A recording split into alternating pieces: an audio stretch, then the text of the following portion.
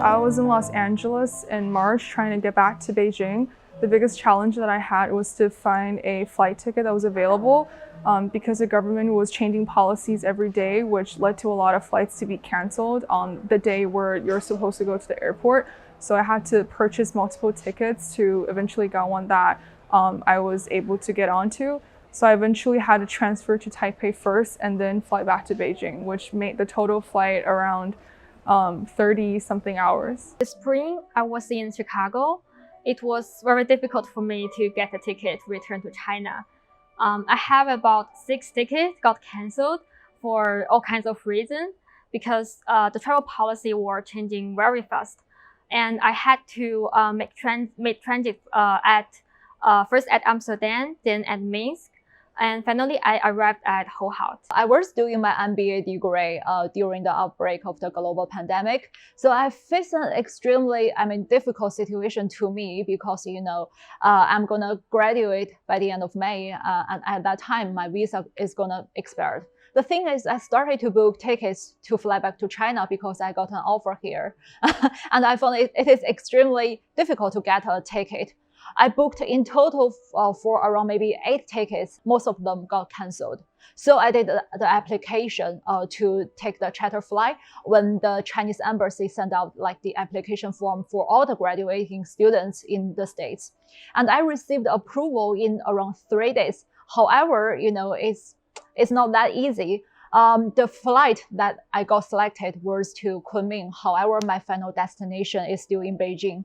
Therefore, I have to take first 14 days central quarantine at Kunming because that is my first destination in China. And then I have to book another flight to Beijing and to have another 7 days quarantine because that is my final destination. To come back to China, I have went through a lot of challenges. At first, I bought many airplane tickets online myself, and all of them got canceled. I started to buy tickets online from April to May, and all my April and May tickets got canceled from online agents. And then I start to get some Chinese agents from China. There are only 1 flight from Bangkok back to China every week, every Monday. So at the end of the day, I booked the June 2nd flight.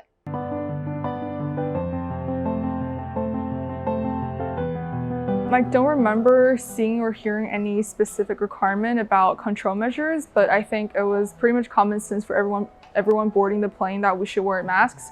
I personally wore 2 layers of masks, I thought, and I also wore multiple layers of gloves and hats, and I also brought towels with me to cover the seats to prevent as little human contact as possible. About 15 days before my flying, I had to fill in an online form to indicate my health status once a day. And before my boarding, I need to wear a mask, and the flight attendant will check my body temperature. If you get a fever, you won't be allowed to board. Starting from April 8th, Chinese government has implemented a new policy asking Chinese overseas passengers to finish an online health code at least 14 days prior to their date of flying. So I have to finish my online health code 14 days ahead of my boarding date.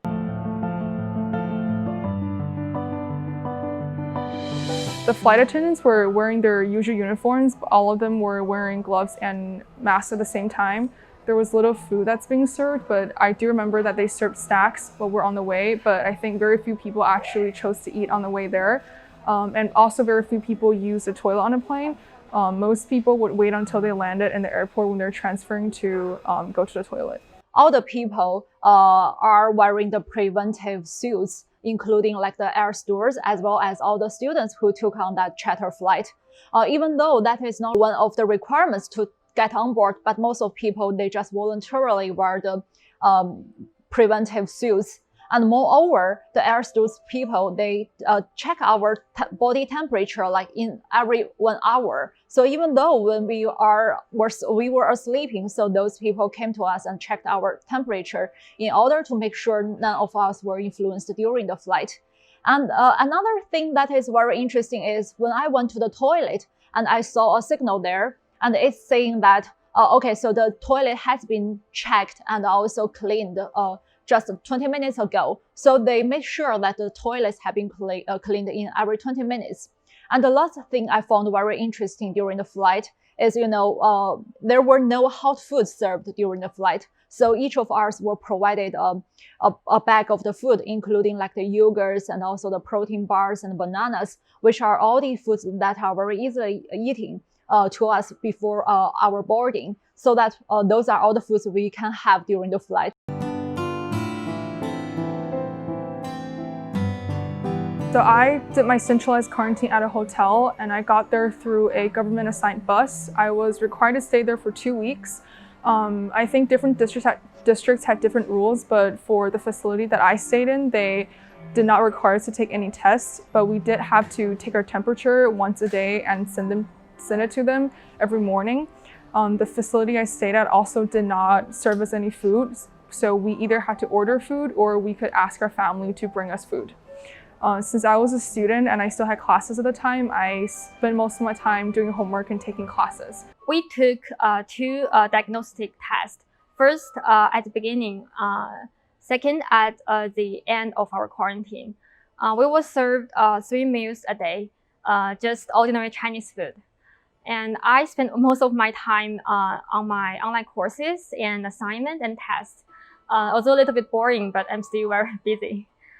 So the government paid for the diagnostic tests, but we need to pay for all the quarantine fees, like the hotel room and meals. When I arrived in Qingdao Airport, there were authorities who arranged buses to pick up all of us who are on the same flight to the same hotel. And I got assigned to Holiday Inn in Qingdao, which is a quite nice hotel with very new facilities. I was asked to pay an upfront fee of 14 days, including hotel fee and food. And the government has set a ceiling price for all the hotels. So as far as I remember, I paid roughly 350 RMB per night for the hotel, and maybe around 80 or 100 RMB per day for food. The food served were mostly Chinese food. They were served outside my room on a small desk every single day at 8 a.m., 12 p.m., and 6 p.m. So the moment after they put the food on the desk, they will put a notice in a WeChat group asking people to grab their food ASAP.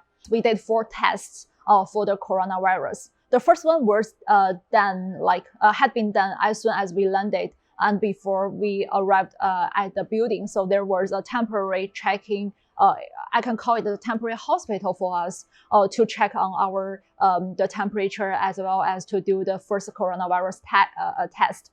And then we were brought to the bus and we were sent to like the quarantine houses together. So unlike the other people, I didn't do the central quarantine in a hotel. I did my quarantine at the residential houses. It's a newly built houses, and around 20 people, we live there together. We live in an apartment, so we have 2 rooms, and I also have a balcony.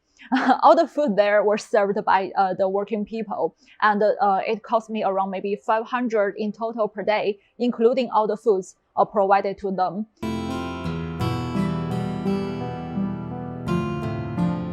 After our mandatory quarantine, the government arranged flights to different destinations. I took a flight to Beijing and went home.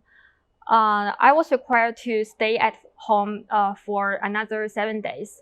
I was required to report my body temperature twice a day and was not allowed to go outside. So when I arrived in Beijing, I took the DD, so it's like the Uber in the States. However, unlike the central quarantine, I was able to order the delivery food by myself.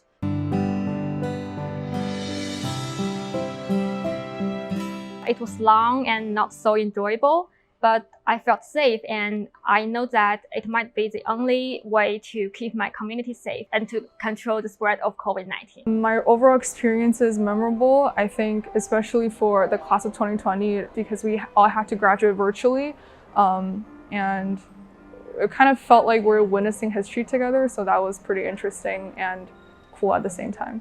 China has put a lot of resource and put a lot of professionals in helping people going through quarantine. So for me, it was really, really smooth, and I really didn't experience much bad experience. It's a little bit long. It's like 21 days in total. However, I did a lot of things during the 21 days.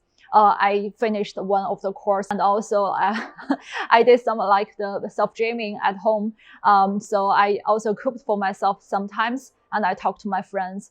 Overall speaking, I feel extremely safe back in home, and I am satisfied with the whole process.